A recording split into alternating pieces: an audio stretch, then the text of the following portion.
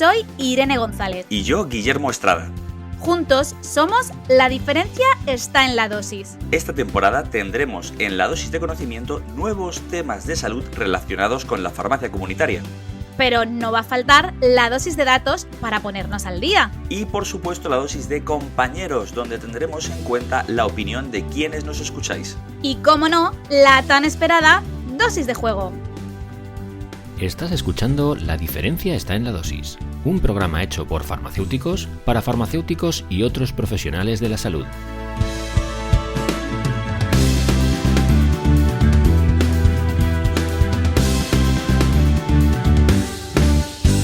Pues deseando estaba yo de tratar este tema, Guillermo, porque yo creo que a todos nos ha pasado antes o después esto, ¿no? Sí. A mí hay una mezcla de ilusión y apuro a la hora de tratar este tema, porque me ilusiona que podamos dar ciertas soluciones, pero como muchos hemos pasado por aquí, pues me da un poco de cosica rememorarlo. Sí, verdad. Incluso yo diría que este año yo lo estoy viviendo un poquito más, pero quizás no ahora, sino cuando dejé atrás el relax. Pues Guillermo, si quieres, vamos a dar un poco la idea de qué va el programa de hoy. Sí, yo no sé si estamos ante una nueva patología mental aguda, si debemos calificarla o clasificarla de esta manera, pero desde luego que todos tenemos a alguien en la cabeza, o incluso nosotros mismos, que después de volver de vacaciones se les ha hecho un poco cuesta arriba. Yo creo que ya todos sabéis de qué estamos hablando, ¿no? El síndrome postvacacional, estrés postvacacional.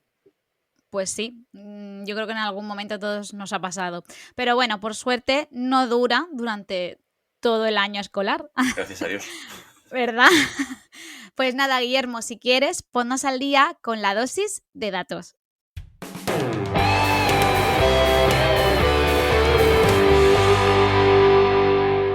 Vamos con la dosis de datos de hoy. El síndrome postvacacional puede cursar con síntomas como cambios en el apetito, variaciones en los patrones de sueño, sentimiento de tristeza, falta de motivación, agotamiento mental o incluso ansiedad por volver al trabajo. Es decir, se puede manifestar incluso unos días antes de haber terminado las vacaciones. O el colegio, ojo, que no lo sufren solamente los adultos.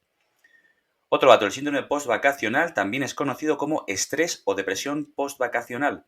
Y por último, he estado leyendo varias publicaciones y la verdad es que los porcentajes de adultos que lo sufren y niños son bastante variables. Dependiendo un poco a quién leas, se planta desde un 30% hasta un 65%. Luego también varían los grados de afectación. Quizás nuestra invitada pueda arrojar un poco de luz sobre el tema. Sí, a ver si nos soluciona, porque yo creo que incluso hay gente que dice que esto no existe y que simplemente es, pues, yo qué sé, la volver a trabajar, pues que mucha gente puede ocasionarle ansiedad por el hecho de, pues, otro tipo de situaciones, otro tipo de características. Pero seguro que hoy salimos de dudas con todas las cosas que se nos plantean encima de la mesa. Seguro que sí. Pero bueno, que sí que es cierto que es una gran variación de tanto por ciento entre un 65 y un 30, porque estamos hablando de de una barbaridad de gente a simplemente una gran cantidad, ¿no, Sí. Guillermo? Pues nada, yo creo que ya toca conocer a nuestra invitada, ¿no? Claro, vamos allá. Bueno, pues vamos allá con la dosis de conocimiento.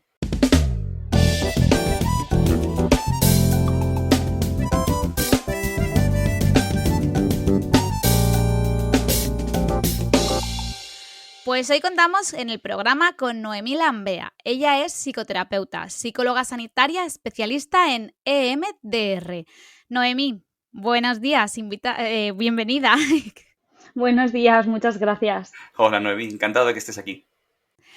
Noemí, voy a empezar con una de esas preguntas, que pone al invitado un poco que no sabe qué contestar, pero yo creo que tú sí que vas a saber, porque esta es sencilla.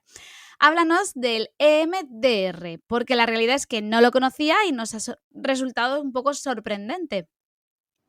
Pues el MDR es un enfoque terapéutico que lleva ya una temporada en auge y actualmente está aumentando el volumen de investigación y de datos empíricos, de que consta que de su evidencia, perdona, no me salía la palabra.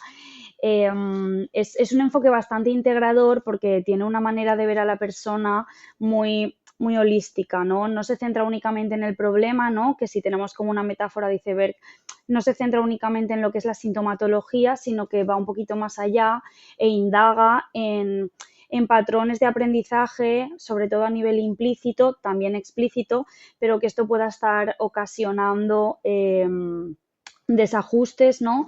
En el momento presente de la persona, ¿vale?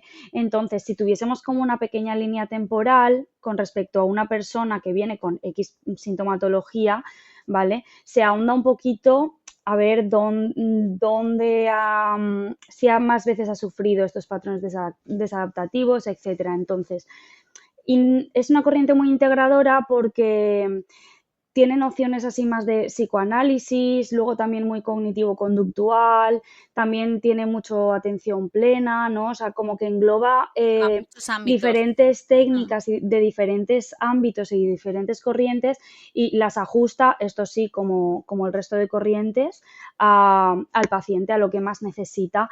Entonces, va dependiendo un poco de la demanda del paciente, se va dirigiendo hacia una dirección o hacia otra. El MDR también, que es un poquito por lo que es más conocido, ¿no? Por lo que suele sonar un poquito más, tiene una técnica que es estimulación bilateral, que se trata, o sea, que se trabaja principalmente para temas de trauma, ¿no? En cuanto al trauma, sin incidir yo demasiado en esto porque es un tema muy extenso, conocemos lo que son las TES pequeñitas o las TES grandes, ¿no? Las TES pequeñitas son pequeños acontecimientos que a lo largo de la vida del paciente han interferido y dejan un poquito de huella. Lo que pasa es que no son, entre comillas, ¿no? Lo suficientemente potentes como para que sea consciente, ¿no? Entonces, aquí estamos hablando de memoria implícita. ¿Qué quiere decir esto? Que por ejemplo, a nivel de creencias, ¿no? Pues de no sentirte suficiente, de sentirte incapaz o de sentir que tienes las cosas fuera de control, se van explorando, por esto hablaba de la línea del tiempo, ¿no? Sí. Se van explorando a lo largo de la vida del paciente o de la paciente cuántas veces más se ha ido sintiendo así. ¿Por qué? Porque a nivel de memoria implícita se quedan como, a ver cómo lo explico, puntitos congelados, ¿sabes? Se van haciendo pequeñas congelaciones, entonces el cuerpo fluye en lo que aprendió allí entonces, ¿vale? Entonces existe esta pequeña parte de yo en el momento, aquí y ahora, o sea, se me presenta una situación para mí nueva, ¿no? Y yo la abordo inconscientemente como he aprendido hasta entonces, ¿vale? Entonces, ¿qué pasa que ahora no está funcionando? Bueno, los recursos que yo aprendí allí entonces me fueron útiles para sobrevivir a esta situación, pero aquí y ahora no me están sirviendo. Por lo tanto, lo que necesito es ver otra forma qué puedo hacer, y aquí ya trabajamos presente, ¿no? ¿Qué puedo hacer para afrontar esta situación? He mencionado la estimulación bilateral porque en el momento en el que los recursos que se le ofrecen al paciente o que vamos descubriendo con él o con ella no son suficientes, también entre comillas, ¿no? Porque a veces a nivel corporal existe un bloqueo de no puedo, no soy capaz, claro, o no soy suficiente, claro. Nos vamos a la primera diana o a la que vaya recordando el paciente, ¿no? Pero bueno, lo ideal es la primera. ¿Para qué? Porque a través de la estimulación bilateral se sufre una transformación y es como que esta pelotita que se queda congelada, se descongela y se integra. Y entonces ese momento se repara. Entonces, a nivel de memoria implícita, lo que hacemos es que esa sensación desagradable venga aquí y ahora y la conectemos con el momento presente, con que allí entonces no me sentí capaz o me hicieron incapaz, ¿no? Me hicieron sentir incapaz, perdón, corrijo, y aquí y ahora es diferente, porque ya no soy la misma persona, ya no soy la misma niña, ya no soy el mismo niño, porque suele ser principalmente creencias muy instauradas en la primera, o sea, en la infancia, primera adolescencia. Claro, y esa sensación desagradable que estabas comentando justo ahora, porque es lo mismo tener una sensación desagradable o pereza, desazón, que no te apetezca volver a un trabajo que no te gusta, que sufrir el síndrome postvacacional. Quiero decir, ¿existe realmente el síndrome postvacacional? yo creo que el síndrome postvacacional puede existir, claro que sí. ¿Por qué lo hago así como tan redundante? Yo creo que las etiquetas sirven principalmente para orientar al profesional hacia dónde dirigirnos con los pacientes. Entonces, yo por Genial. síndrome lo que entiendo es una crisis adaptativa en el momento de la persona, y esto yo lo comparo mucho con, por ejemplo, el síndrome premenstrual, ¿vale? Que es una pequeña crisis de adaptación en cuanto a tu funcionamiento interno, hormonal o contextual, ¿vale? Al que te tienes que volver a ajustar. Sí, pero yo creo que ahí habría también que diferenciar, como dice Guillermo, entre volver a un trabajo que te genera ansiedad, Eso es. que eso no sería el síndrome postvacacional, sería Claro, otro son problema, cosas sería otro problema, diferentes. Ujú. a me da pereza volver a retomar la rutina diaria, se puede decir. Entonces habría que explorar con el paciente, yo por lo menos como psicóloga, ¿no? Si esto es algo habitual que le pasa en el resto de contextos a la hora de afrontar o asumir responsabilidades. Habría esto por un lado, habría que explorar también un poco qué tipo de trabajo es, si se siente cómodo, si se siente cómoda en el trabajo, qué le hizo llegar hasta ese trabajo, para qué le está sirviendo o para qué se ha metido en este trabajo. Claro, ver alternativas. Va a ir, claro, depende de... Mi respuesta favorita siempre depende, ¿no? Porque depende de la persona, es verdad. Bueno, Depende nos de da la pie a persona. nuevos podcasts, o sea que no está mal tampoco. Depende de la persona, se va dirigiendo hacia una dirección o hacia otra. Si Sí. esta sensación de pereza le pasa recurrentemente en el mismo trabajo cada vez que vuelve de vacaciones, ¿qué es lo que está haciendo que esta pereza o esta desgana, esta desmotivación se presente, ¿no? Si es que ha tenido algún problema, no ha tenido algún problema, si es que hay un elevado nivel de autoexigencia. Habría que ir Claro, y a valorando lo un poquito mejor todo, eso, efectivamente. quien baja mucho el ritmo en verano, que desconecta tanto y luego volver de 0 a 100, como quien dice, eso sí que puede causar esa ansiedad, aunque te guste el trabajo. Pero es que a lo Efectivamente. mejor no es tu trabajo, ¿no? Es lo que tú Ujú. te refieres, que a veces pues te puede Es el gustar, propio nivel de pero autoexigencia. para ti, Claro. claro, para ti no es lo ideal, a lo Hay, mejor. hay muchas empresas, por ejemplo, que por logística y por funcionamiento no se puede parar. Entonces, mira, por ejemplo, yo conozco casos cercanos de ingenieros. Ellos se pueden coger una semana de vacaciones, pero la producción no para. Entonces, ¿qué pasa con esta semana que ellos tienen de vacaciones? Que el trabajo les sigue llegando al correo. Entonces, se Claro. incorporan de vacaciones y hay una cantidad inasumible De para correos. un ser humano de correos que, claro, tienes que correr para sacar los proyectos, porque ellos muchos trabajan por proyectos. Entonces, resulta angustiante tener 5 proyectos abiertos y tener que empezarlos todos a la vez porque te has cogido una semana de vacaciones, ¿sabéis? Entonces, luego hay personas que lo llevan perfectamente. ¿Por qué? Pues porque a lo mejor saben diferenciar una cosa de la otra, entonces, o ya tienen experiencia y dicen, pues nada, yo ya sé que cuando vuelva de trabajar me viene la muchedumbre, con calma. Es verdad, depende muchísimo de la persona, de la experiencia que se tenga, de las expectativas, porque si es alguien más junior, ¿no? En un trabajo, depende de las expectativas que tenga. Buah, mi vida va a ser maravillosa en el trabajo. Quiero decirte, Sí, el pero lo que dices, cambio, ¿no? esa capacidad de compartimentar, es decir, mi trabajo es esto, y con el momento que me voy de vacaciones, se acabó. Lo cierro y estoy de Es muy vacaciones. difícil Yo tengo esa. amigos que cuando se van de vacaciones una semana o menos, dicen que solo piensan en lo que tienen que hacer cuando Sí, vuelvan. Que no eso, disfrutan de las vacaciones. eso también es adaptación, ¿no? Ayer lo comentaba con mi chico, justamente que estábamos hablando un poco de esto.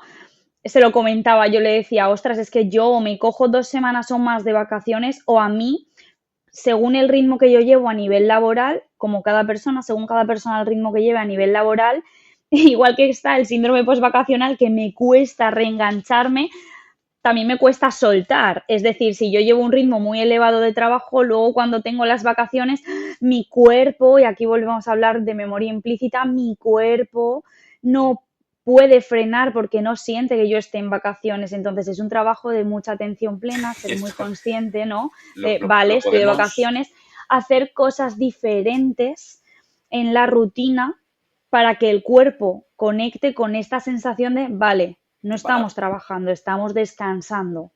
Sí, eso ahí me ha costado a Eso veces. es muy Lo podemos llamar síndrome prevacacional? Tal Sí. vez.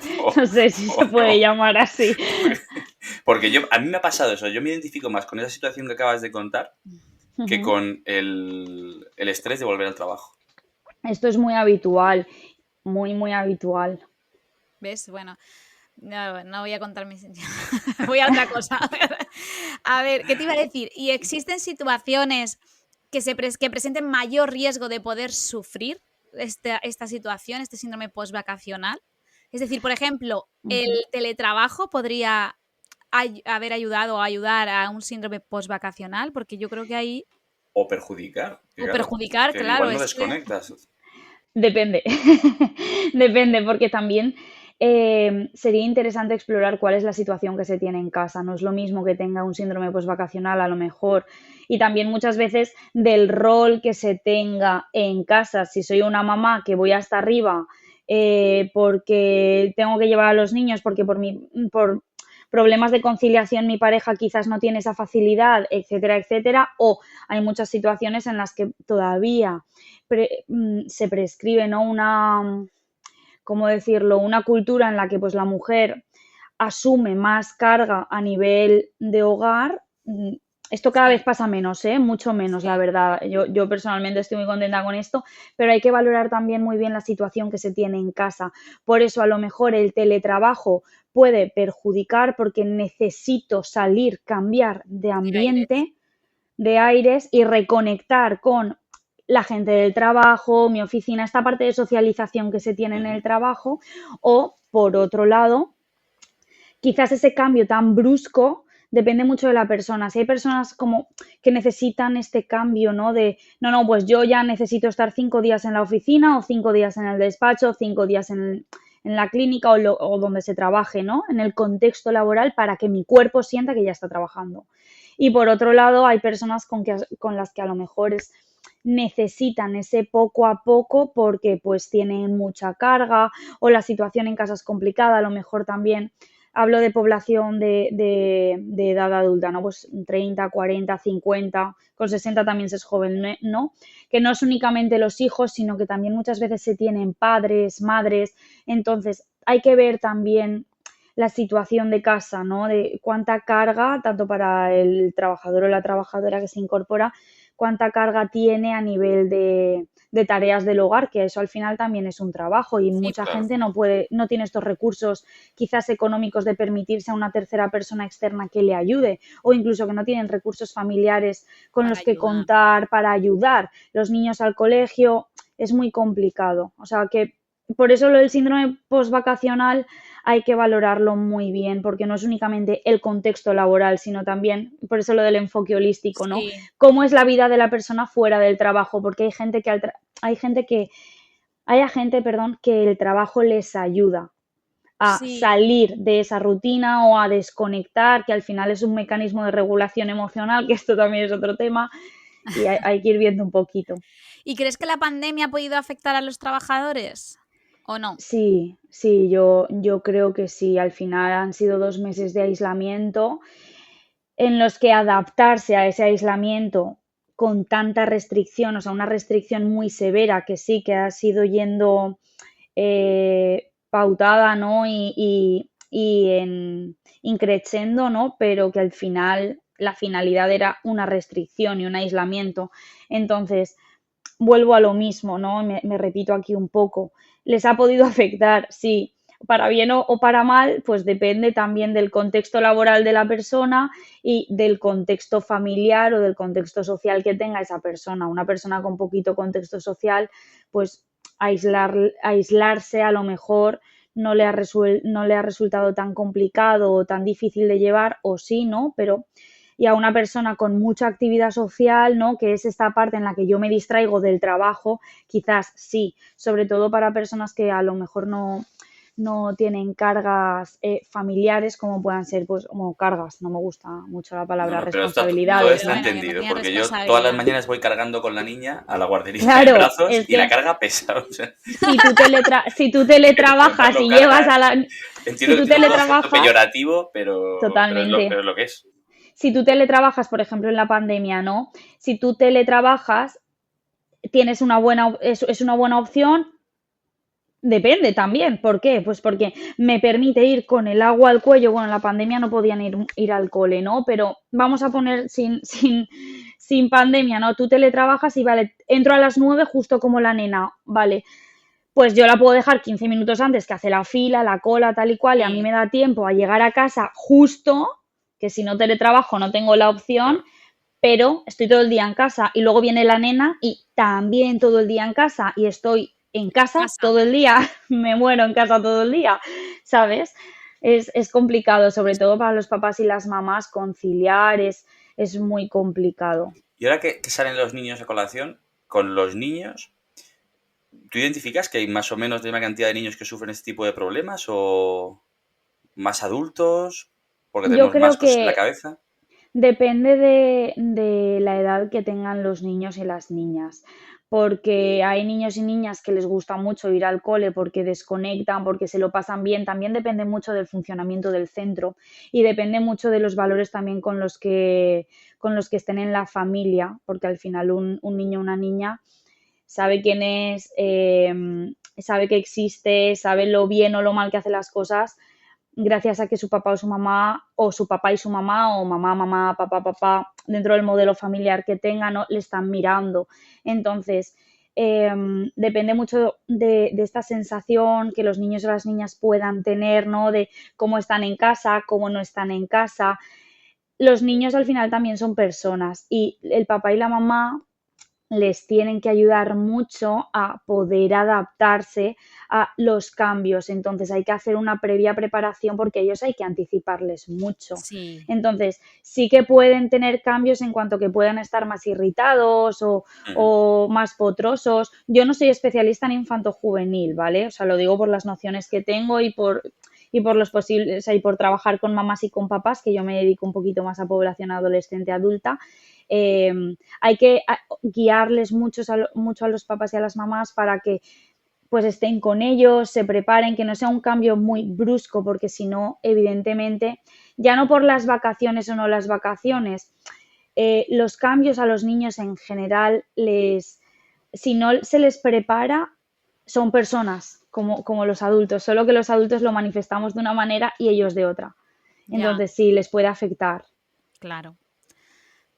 Y a nivel de recomendaciones, porque nosotros sí tenemos, o sea, todos los años, todos los septiembre, casi todos los eneros, diría yo, que viene gente de la farmacia preguntándonos, oye, mira, estoy un poco de bajón, no vuelvo a trabajar pasado mañana y sé que me va a dar el bajón. ¿Qué podemos recomendar desde la farmacia, desde el mostrador o desde la zona de atención personalizada a estos pacientes o a nuestros propios compañeros que cuando vuelven a la farmacia, el primer día de vuelta a la farmacia, te miran con una cara de... Otra vez aquí. Sí. Pues, a ver. A nivel de terapia y si conoces algún complemento alimenticio, incluso Claro, farmacológico no, de es que venta libre, yo no soy lo que me puedas especialista recomendar. yo no soy especialista en estas cosas, por lo tanto, tema complementos alimenticios, vitaminas, yo de esto, es verdad, yo de esto no conozco, ¿vale? Yo creo que lo recomendable sí que podría ser, ¿vale? Consultar al especialista, no por nada, sino porque suelen hacerte analíticas y suelen valorar los niveles pues, que puedas tener de vitaminas, si te falta hierro, va dependiendo, ¿no? Porque al final en las vacaciones pues también hay muchas alteraciones en cuanto a nivel alimenticio, de sueño, esto se nota. Entonces yo creo que la principal recomendación es poder valorar si es una pesadez. Vosotros también sois profesionales, entonces quiero decir que vosotros a lo mejor sí que podéis recomendar, ¿no? Más esta parte de pues quizás las vitaminas o la melatonina por tema inducción de sueño, no lo sé, ¿vale? Esto es más vuestro campo. Yo es verdad que aquí no me meto, ¿sabes? Yo cuando alguien me viene con insomnio intento explorar desde lo que sé, siempre y cuando también suelo recomendar mucho que vayan al especialista, ¿vale? Tanto médico de cabecera o psiquiatra, depende un poquito del caso, que esto es lo que yo también sugiero que hagáis vosotros. Si es un paciente que suele venir, pues tendréis pacientes, supongo que fijos, entonces Sí, igual va dependiendo, igual son pacientes que también se conocen mucho a sí mismos o que se responsabilizan de esta parte de, pues oye, mira, no he ido al médico y me ha recomendado que os pida esto, lo otro, pero yo creo que la parte de recomendar ir al especialista, si es una persona, lo primero valorar, ¿no? El nivel de gravedad, porque según el nivel de gravedad podéis controlar vosotros, igual que me pasa a mí o no. Claro. Entonces, exacto. valorando un poquito ya con eso, pues recomendar ir al especialista o tanto al médico de cabecera o psiquiatra o O si se psicólogo. necesita al psicólogo, efectivamente, pues por temas de insomnio, ¿no? Esto es muy recurrente en consulta. O ansiedad, tengo mucha ansiedad. Y lo que quieren es que se les pase ya. Sí, Justo. No, todo aquí, no, ahora y ya. Si puede no. ser Y esto es un ayer, problema mejor que hoy. social que hay. Esto es un problema social que hay, que es la velocidad y la inmediatez. No se nos prepara ni se nos entrena para los Paciencia. procesos. Mm, Y un proceso requiere paciencia y la adaptación es un proceso. Entonces, cuando tú escuchas tu cuerpo y lo entiendes, es mucho más fácil o menos complicado, mejor dicho, poder adaptarte a tu contexto. Si vienes del verano, que has estado todo un mes en el apartamento, evidentemente te va a costar madrugar, ¿vale? Vamos a ir preparándonos un poquito antes, la semana de antes, poniéndonos la alarma un poquito. Si estamos viendo que tenemos que llevar a los nenes al cole o que todavía no tienen cole por la tarde y les quiero tener ocupados, pues a ver, vamos a pensar actividades razonables, no para reventar a nuestros hijos, que sino para que también, pueden estar. sino para que puedan disfrutar y tú Sí, también puedas tener un Sí, momento, estamos ¿sabes? metiendo un poquito el pie en el agua antes de tirarnos. sí, Hay que poner un poquito de ajuste, porque este es el problema, que muchos pacientes no vienen con esta exigencia, que al final no es más que una proyección de cómo se tratan a ellos mismos, pero hacia afuera, ¿no? Yo a ti, dame algo ya o dime algo ya para que a mí esto se me pase. No, a ver, que el sufrimiento en la vida existe en mayor o en menor grado y volver a la realidad para muchas personas es un sufrimiento porque hay realidades muy desagradables y sí. entonces tenemos que poder valorar, ¿no? Pues lo primero, el nivel de gravedad para ver si podéis controlar vosotros o no, porque imagínate que dais melatonina, yo qué sé. Pues a mí esto no se me pasa, vale, pues entonces, dame algo más fuerte, vale, pues para darte algo más fuerte vas a necesitar acudir a Que un especialista para que Claro. te valore diga, o para que valore él, porque a lo mejor no lo efectivamente, necesita. Que es lo que pasa efectivamente, con las benzodiazepinas, con perdón, pero total, sí, tenemos un mm, problema muy grave en España y muchas veces es porque ¿para qué voy a darle otra cosa si le voy... Que hasta algún médico lo ha comentado, que es como, sí, mira, yo se lo voy a dar porque así no va a volver a venir o porque así, y a veces luego creamos un problema donde no lo hay, porque con un poquito de mm, tiempo, terapia, en algunos casos, en otros no, lógicamente, claro, pues oye, a lo mejor se podría solucionar sin necesidad de llegar a un consumo de benzodiazepinas o a enganchar a un efectivamente. paciente a tomar benzodiazepinas. Ujú. Esto es algo que tenemos que trabajar todos de distintas especialidades Sí, para poder nosotros ir como red de reduciéndolo. profesionales. Claro, exacto. No es Sí. algo que ni la farmacia, ni los médicos, todos en general, o sea, Ujú. tenemos que trabajar en equipo para conseguir reducir esos Sí, números que son súper elevados. y sobre todo muchísima psicoeducación sobre esto, Mm, porque los fármacos yo los entiendo como una muleta, no como la solución al problema. exacto. Totalmente Algo de acuerdo. puntual para un momento de necesidad que puede Efectivamente. existir, porque no pasa nada, puede A existir. no ser que sea algo crónico que Sí, evidentemente se también. necesite, ¿no? Como a lo mejor un trastorno mental grave que se tenga que Sí, estar regulado, pero sí, más a niveles generales en cuanto a sí, ansiedad o en cuanto a estrés, ¿no? La actividad física también es muy importante, sobre todo también. para descargar en cuanto al cuerpo. Es verdad, al final Temas somos de una red de ansiedad y estrés, profesionales sí. y se necesita, pero por autocuidado. Por Mm, autocuidado, me da igual de mayor o menor intensidad, salir a caminar, hacer pilates, yoga, jugar al baloncesto, natación, o irte o hacer un entrenamiento funcional. Quiero decirte, al final es un equilibrio. La palabra es el equilibrio. y cuesta Y encontrarlo, porque es lo que tú mucho. dices, todo el mundo busca inmediatez y tener todo en el es que todo al instante, porque Ujú. siempre llegan tarde, siempre Sí, es tarde por para eso ellos. hay que hacer mucha psicoeducación en cuanto a que cada persona lleva sus ritmos, que muchas veces hay que exigirnos un poquito más de lo que a lo mejor podemos tolerar, pero porque es urgente Mm, o primordial, no porque se tengan que hacer ya. O sea, hay que hacer las cosas, sí, es verdad, porque las responsabilidades existen, pero, con un poquito de orden, con un poquito también de calma, porque si no, al final nos pasamos la vida haciendo cosas. Sí. Bueno, Sin pues dejar de si hacer queréis, cosas. vamos a zanjar ya la parte de conocimientos, que yo creo que ha quedado bastante claro, sobre todo a dónde nos queríamos llegar, y vamos a ir a jugar un poquito. Vamos a por la dosis de bulos.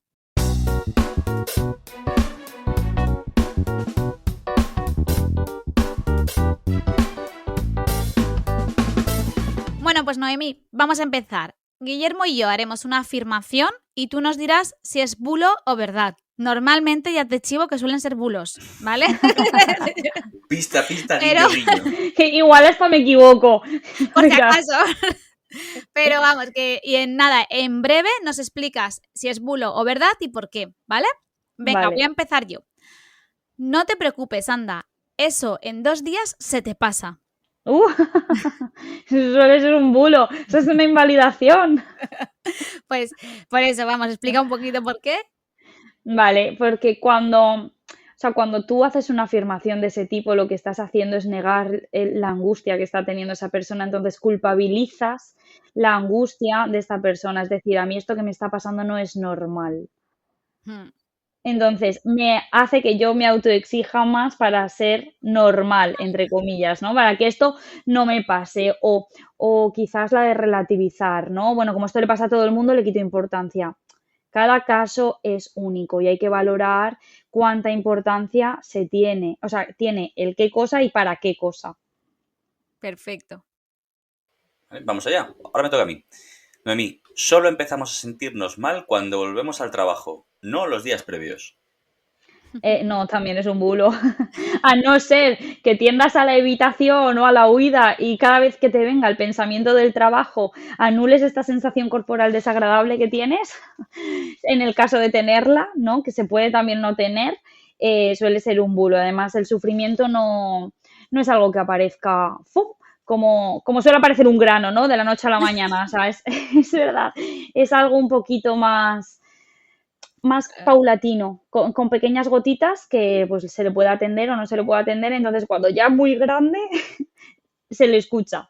Es la forma que tiene tu cuerpo de decirte, hola, estoy aquí. Venga, vamos a por la última. Si las vacaciones hubieran sido un poco más largas, quizás no me pasaría esto. No, esto también es un bulo.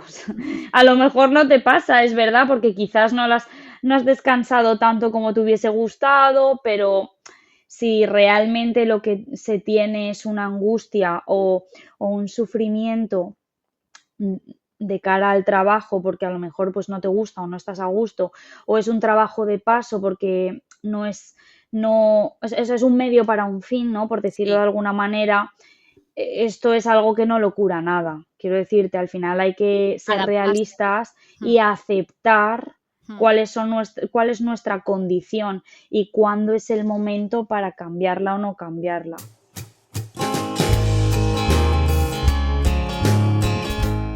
Muchísimas gracias, Noemí, por compartir este episodio con nosotros. De verdad, estamos muy agradecidos y creo que hemos aprendido mucho. Sí, a mí me ha encantado, ya te lo digo. Gracias, chicos. Gracias a vosotros por invitarme y por contar conmigo. Recordad que nos podéis escuchar en vuestra plataforma de audio favorita y encontrarnos en redes como @boticonsejo y @guillermoestrada. Y por supuesto, no os olvidéis de @la diferencia está en la dosis. También podéis participar en el programa a través de notas de audio, como han hecho algunos compañeros sanitarios vuestros, pero os pedimos que no sean mucho más largas de 1 minuto y que tengan buena calidad de sonido. Y si algún colaborador quiere contactar con nosotros, lo puede hacer a través de las redes sociales o a través de @la diferencia está en la dosis @gmail.com. Si te ha gustado el episodio, aceptamos que nos recomiendes reseñas positivas, incluso alguna negativa, pero siempre con la dosis adecuada de mala leche. Porque recuerda, la diferencia está en la dosis.